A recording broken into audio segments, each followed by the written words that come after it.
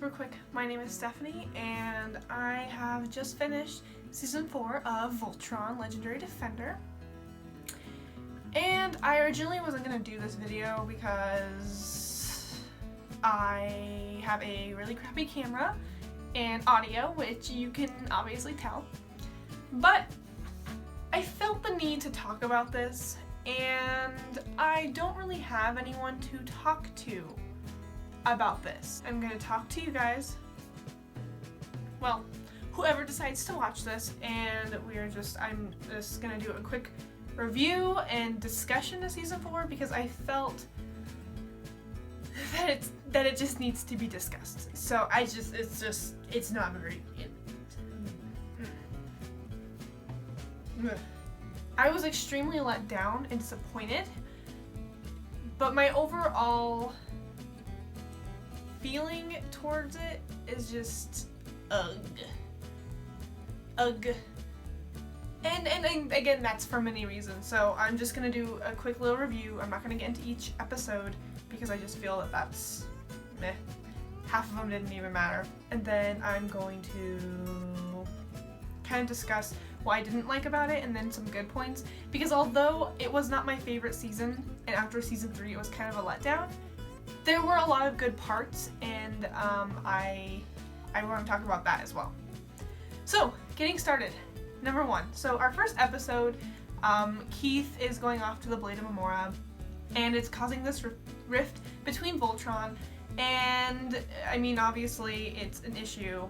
And then when he decides to go and run along with them and do their little mission thing, Shiro somehow is able to control the Black Lion, and that's a whole nother discussion itself that I'll get to, because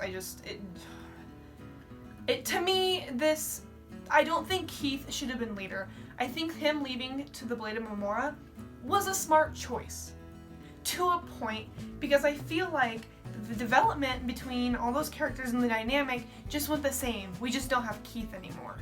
So that's about it, and we just don't have someone who's yelling and being hot-headed. And so it didn't really continue on with the narrative that I thought it was going to. I was really hoping to see this power struggle between Keith and Shiro, fake Shiro, because we know that's not the real Shiro. And you can fight me on that. His hair is too stupid and he dresses too dumb for him to be the real Shiro. You can argue with me about it all you want. That is not the real Shiro. I don't care. Discussion.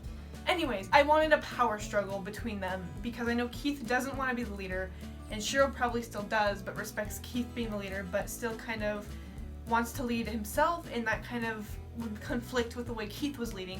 And I was really interested to see that play out, and of course we didn't get that because Keith left, which I don't think was a bad choice for the writers to do at all. But I don't think it did anything for anyone's characterization. I think this entire season was a standstill for every single character, and if not, backpedaled some characters' development. And mostly Keith's, because I think that the end of Season 3, when he was with Lance, I thought that there was going to be a bond, maybe not just between them, but between all the other paladins. And he just leaves, and I think I'm getting ahead of myself because I think that he's going to have another arc later, really big arc, because we know the writers just love Keith. So despite him not being in most of the season, I think he's going to get another pretty big character arc. And my problem with him being gone was that no one else developed. They always focus on Keith and neglect all the other characters, and Keith wasn't there the majority of the season. So instead of, developing Hunk or Lance, we just get to see randomness. I don't even know what the season was really about. Them finding people to join the coalition, I guess. Episode 4, I think, was just a giant filler, which is fine because I think 3 and 4, those seasons were supposed to be combined into one, so I kind of get it. But the pacing was weird in this season. I didn't really enjoy it. I was kind of bored, and then I get excited, and then I was just bored. And really the only 2 episodes I liked were 2 and the last one, episode 6. And in episode 2, Pidge gets to find Matt again, and that was a really emotional episode. I teared up a little bit, and I really enjoyed it. So the first 2 episodes came, I was like, okay, this isn't too bad. And then episode 3 happened, and I honestly don't even remember what episode 3 was about. I know Nardi died, which is another problem in itself, I think, because I mean, it was a very random death, but I think Nardi had some of the most interesting powers that we've seen so far in Voltron, and I was interested to see if the creators were gonna go and use that and expand upon it, because it's a very interesting power that she can do to control people. And then she dies, which I found kind of a waste. And sometimes I don't know what the writers are thinking, because I think they have these really interesting plot points that they can go into, and then they just go the other direction and just neglect all of that. Again, I don't really even know what the season was about other than the coalition. Like, I didn't feel like there was a huge beginning, middle, end. It was just kind of like a meh, and then an end, kind of, I guess. I don't know. Those are my current issues, and so anyway, so they find Matt, and I just completely went off track, and this is turning into a rant and not a review, but I just need to say it, I guess, because it kind of frustrates me as an audience member to see your characters grow and then just stop growing for 6 episodes. I don't think anyone grew. Laura and Lance got a nice little bonding moment in the 5th or 6th episode, I can't remember now. But they got a nice little bonding moment. That's cute. It was fun. I liked that, and I wish we would have seen more of that. I really enjoyed episode 2 with Matt and Pidge, because I just loved their interactions with each other, their sibling interactions. They're just amazing, and we didn't really see that with anyone else throughout the entire season, and it was kind of a disappointment. And no one developed in it, and as an audience member, you want your characters that you're rooting for to grow and learn and get better, and then when they don't for 6 episodes, it's like, and I know it's 6 episodes and they're 20 minutes long, so there's only so much you can do with it, but they did it in season 3. I think they did a good job in season 3 at developing some of the characters, and then they just plateaued, and it stayed the same throughout season 4. So it was kind of a letdown, because season 3 was so good, it hyped it up so much, and then it happened and it was just kind of disappointing. I just didn't feel like I was watching anything at all. Like, I just feel like it didn't add too much to the plot. It felt too, I don't know, it felt long in a sense of nothing got done, except for that last episode, I feel, in my opinion. Again, this is my opinion. And that was kind of annoying, and the pacing for the show has always been so inconsistent. So we have season 1, which in my opinion was pretty good, season 2, which was meh, season 3, which was good again, and then we have season 4, which is another like meh.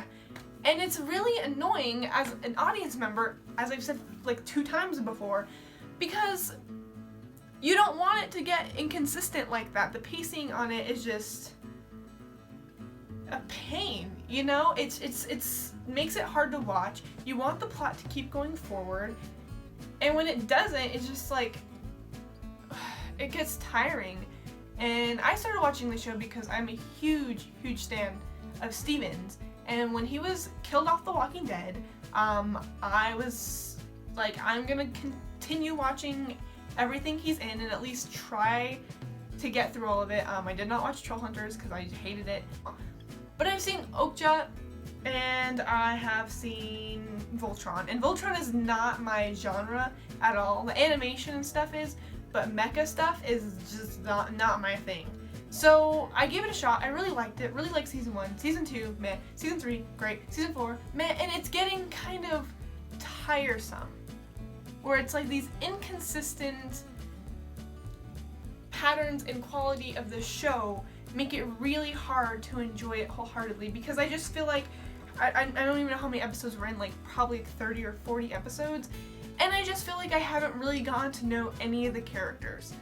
And again, that's just me, but that's how I feel. I feel like we haven't seen them grow a lot, and we've had a good chunk of episodes. And Keith, of course, has always been just the center of the show, so we've seen a ton of him, but I still feel like when it comes to development, he's severely underdeveloped, as well as all of the other characters. And it's like, we're at season 4 and these characters are still, I don't know, but I just feel like at 4 seasons, and again I think there's like 38 or something episodes, that you should have it together and have them not completely developed, but developed enough to where we know a lot about them. And I don't know, and I don't get this from the show, and it makes me so frustrating because I like it, and I do like the characters, but I need to like them more. And that's my biggest problem right now, because season 3 did so well. I loved it so much. Their interactions were so good. And I have no idea what direction they're gonna go in for season 5. No idea. I'm assuming Lotor will try to be a Zuko and join Team Voltron or something. And I don't know what the heck Keith is doing. He's just over here at Memora, and I'm sure there's gonna be some kind of arc with him. I hope Lance gets a big arc soon, because I feel like, well, I mean, I don't know, I could be wrong. I thought Lance was gonna get a big arc this season, but no one got an arc this season. Pidgey got an episode, but no one else really got anything that was beneficial to their character. I think one of the things I was really disappointed in is Keith left and Shiro suddenly got the Black Lion back, which I don't really know why. I guess because there was no other choice. But to me, Lance has shown time and time again how ready he is to be a leader. I think although he's goofy and quirky, when it's time to be serious, he's serious. He can think about the things he needs to do before he does them. I don't really understand why fake Shiro got into the Black Lion again. It doesn't make sense to me. Keith could have left for the Blade of Memora, even if the Black Lion had taken Shiro back in that first episode. He could have just been like, oh, well, Lance is insecure. The Black Lion wants Shiro back. I fit in this group a little bit better, so it just made no sense. I don't know. They start on things and then they backtrack, and they start on things and then they backtrack, and then they just pause it for a while, and it's like, where's Keith's mom? Are we gonna meet Keith's mom? What about Lance's insecurities? Are we gonna expand upon those? Because those just don't go away. Like, why didn't you expand upon that at all during this season? And I'm like, who's Hunk? Who's Hunk? Does he like more than just food? Does he have a family? Like, these are things that, like, I need to know. I'm getting frustrated, and this completely went off the point of what I was going to talk about. I think I'm going to leave this alone, but I love discussing this with people, so if anyone watches this and makes it through me rambling about nonsense, comment and talk about it, because I like talking about it as well. I hope season 5 is better. The Kelternecker scene was good too. Wow, I did not have a lot of positive scenes about this as I thought I was going to. It was mostly just a rant. Oops.